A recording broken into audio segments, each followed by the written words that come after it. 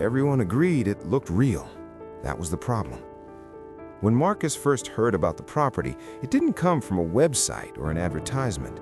It came from a conversation at work, the kind of casual discussion that happens during lunch breaks when people complain about rent and rising costs. Someone mentioned a housing opportunity in a city in a western state where prices were still reasonable and ownership didn't feel impossible.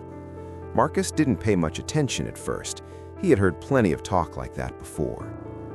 Marcus was in his mid-30s, living in a city in a central state, working long hours and watching most of his income disappear into rent, utilities, and expenses that never seemed to end.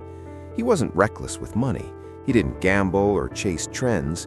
He had savings, patience, and a growing sense that waiting any longer would only make things worse. A few days after that conversation, the same coworker mentioned the opportunity again. This time there were details. A small group was involved. The homes were already occupied. The plan wasn't to flip houses, but to collect rent while slowly transferring ownership. Rent to own. Simple, legal, common enough to sound safe. Marcus listened. The name that kept coming up was Ethan. Not a company, not a brand, just a person who, according to everyone involved, had been doing this for years. He connected buyers with properties in growing cities across different states. The buyers didn't need perfect credit, they didn't need banks, they needed commitment and patience. Marcus asked questions. He always did. He was told the properties were located in cities across southern and southwestern states, places with steady job growth and stable rental demand. Nothing extreme, nothing speculative. The houses weren't luxury homes, they were normal family houses, already lived in, already producing income. That detail mattered to Marcus. Empty properties felt risky. Occupied homes felt real. A week later, Marcus agreed to speak with Ethan. The call was unremarkable, and that's what made it convincing. Ethan didn't sell dreams, he didn't talk fast, he explained the model slowly, repeating himself when needed. He talked about long-term thinking, about avoiding banks, about how traditional systems locked people out.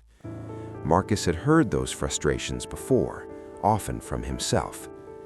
Ethan sent over an overview document. Not flashy, no bold claims, just explanations of how ownership would be transferred over time, how rental income worked, and how responsibilities were divided. Marcus shared the document with a friend who had some experience with contracts. Nothing jumped out as obviously wrong. That was another problem. Nothing looked wrong. The property Marcus was offered was in a city in a southeastern state, a quiet residential area. A tenant already lived there. Rent was being paid monthly. Marcus wouldn't move in. He would own the property gradually, collect income, and eventually decide what to do next. Marcus didn't rush. He spent weeks thinking about it. During that time, Ethan checked in occasionally, not constantly, not desperately, just enough to stay present. He answered questions, he adjusted numbers. He never acted like Marcus owed him anything. Eventually, Marcus agreed.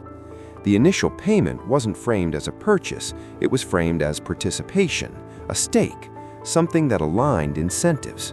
Marcus sent the money. From that point forward, things appeared to work exactly as promised. Monthly statements arrived, rent was collected, expenses were listed, small repairs were noted. The numbers weren't huge, but they were consistent. Marcus wasn't getting rich, but he felt involved in something real, something tangible. Months passed. Marcus told almost no one.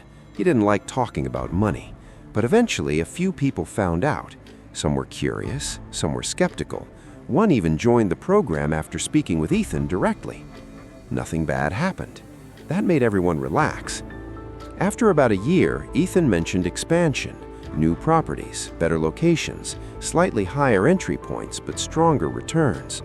Marcus didn't jump immediately, but the idea stayed with him. His first experience had been smooth, predictable, almost boring. That boring quality built trust. When Marcus decided to add a second property, the process felt familiar. The city was different, the state was different, the structure was the same. A tenant already lived there.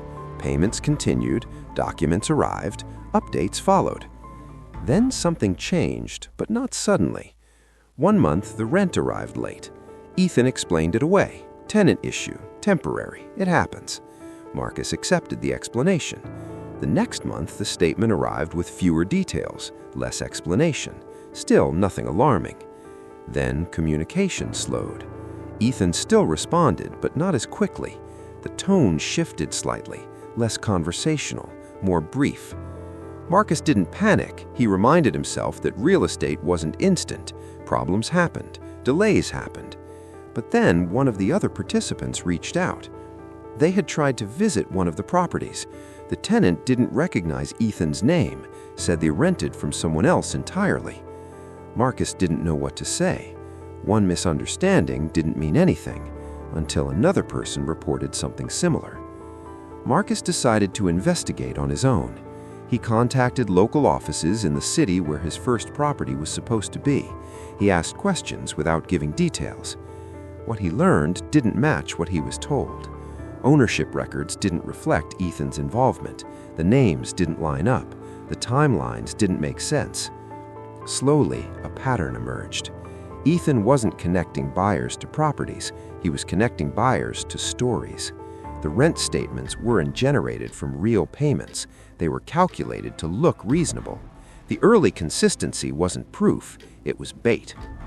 Marcus tried to reach Ethan directly. The number still worked, but responses became vague. Meetings were postponed. Answers became circular. No direct confirmation of anything. Eventually, contact stopped entirely. There was no dramatic ending, no single moment where everything collapsed at once.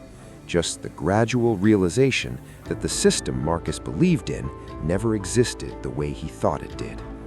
The properties were real, the tenants were real, but the connection between them and Marcus never was.